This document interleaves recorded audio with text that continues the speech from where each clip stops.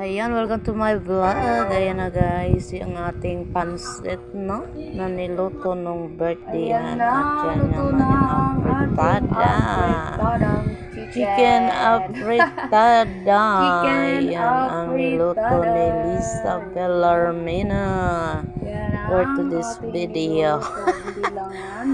Ayan, oh, pinatagal-tagal pa. Ano kaya inaantay niya? Ayan na nga guys, ayan na yung pakita ko na yung finished product. Finished product talaga, no? Ayan, pero hindi pa lahat yan. Yan pa lang ang naluto ko kasi may lumpia pa kami lutuin. Ayan yung biko.